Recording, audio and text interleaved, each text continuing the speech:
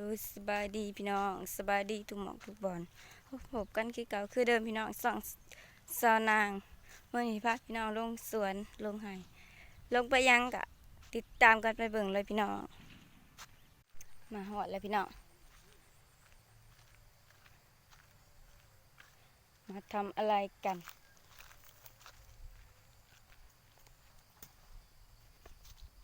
จะมาหอดสวนเลยพี่น้อง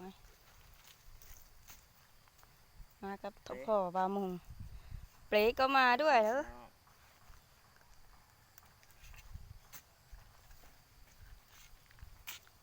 ปลูกของพังพี่น้องหมักถั่วđứng phụยังอ่ะ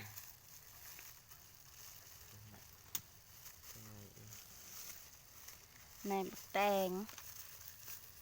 ในหมักนี่ในหมักหุ่งในหมักหุ่งแตงถั่วnày này này ในหมักบวบ ô mày này một cuộc ลงมาปลูกแต่เสาแต่เสียพี่น้องเลย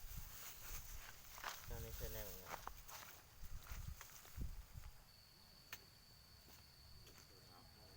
มันได้พี่น้องมาปลูกหมักถั่วหมักแตงนำกันพี่น้องยามเสา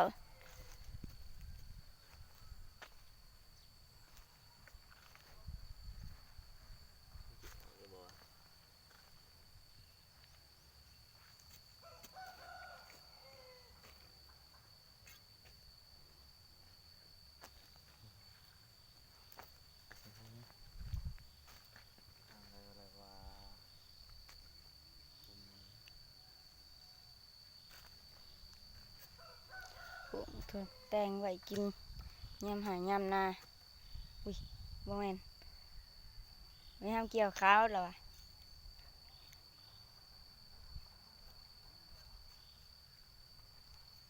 ยามเกี่ยวข้าวเกี่ยวน้ำเป๊ะมาปลูกซอยแม่เป๊ะ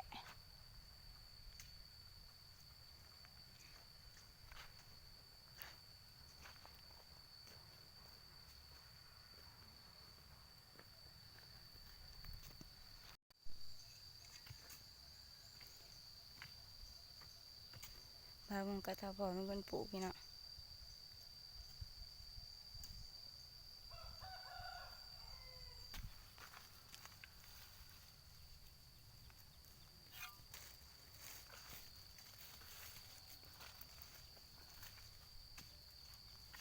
ปลูกหลายอย่างหลายแนว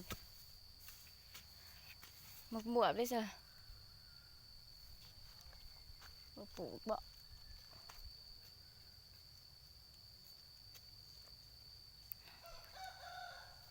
ปลูกพอได้อยู่ได้กินพี่น้องไง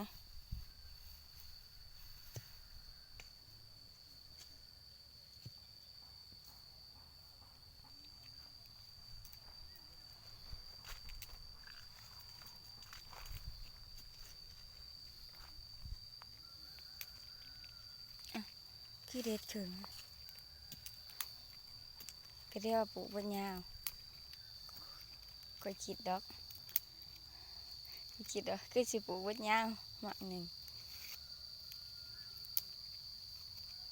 มันยาวก็ได้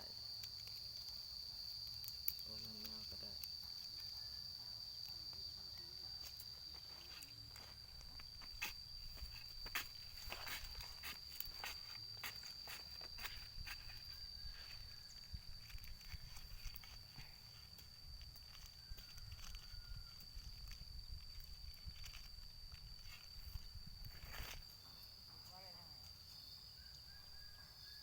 ยัง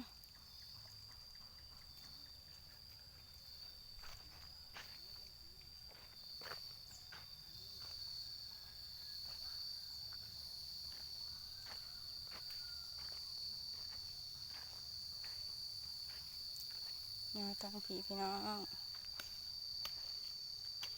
กลางนี้เขาบอกสิปลูกจนรอบๆสวนเลยพี่น้อง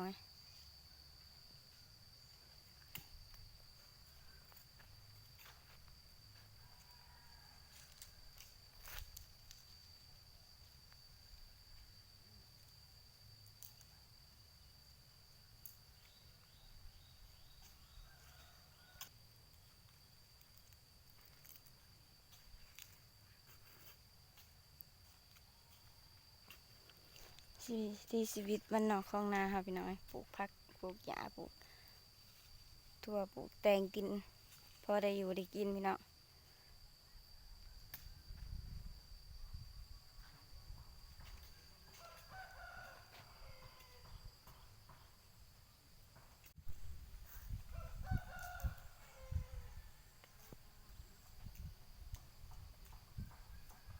ปลูกคนละแจละมุม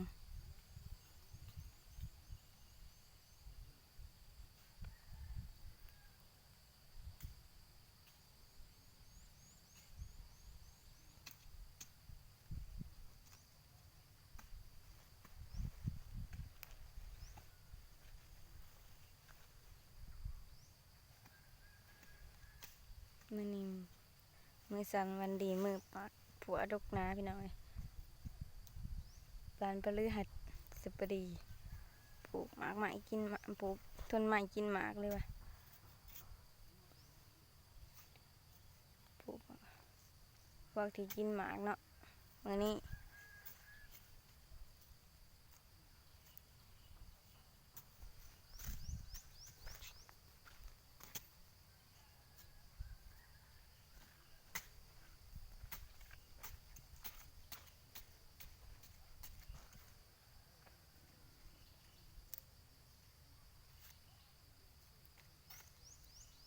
โทรศัพท์กะบุบบับบับมือกะสิสั่นๆพี่น้อง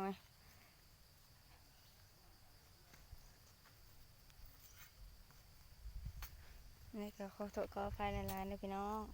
เพิ่นเบิ่งเพิ่นส้มกันไปก่อนเนาะ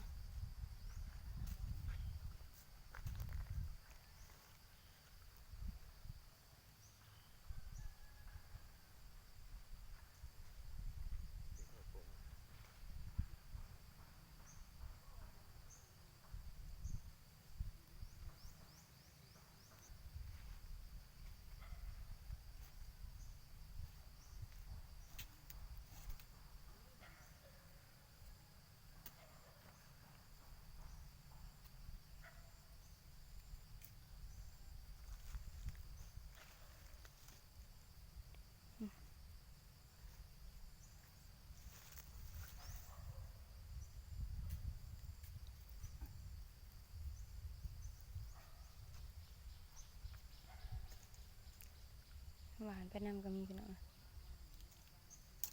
หวานเอาไหมก็สิฮะมักถั่วนะหมอมักถั่วน้อยบ่จัก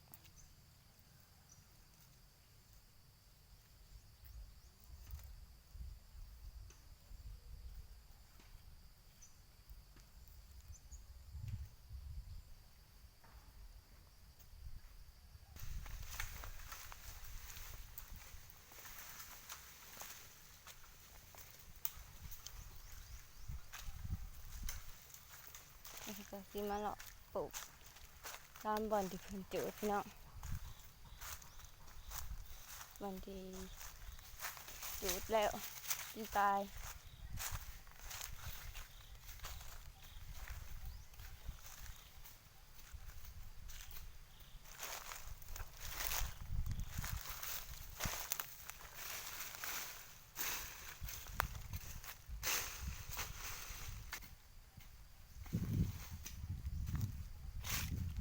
หลายสหอดแล้วโดยทำหายทำนาพี่น้อง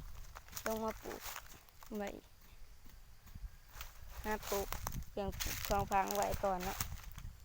ฝนตกครั้งแรกฝนตกรอบแรกของปีกะหาปลูกเครื่องปลูกคลองพังไว้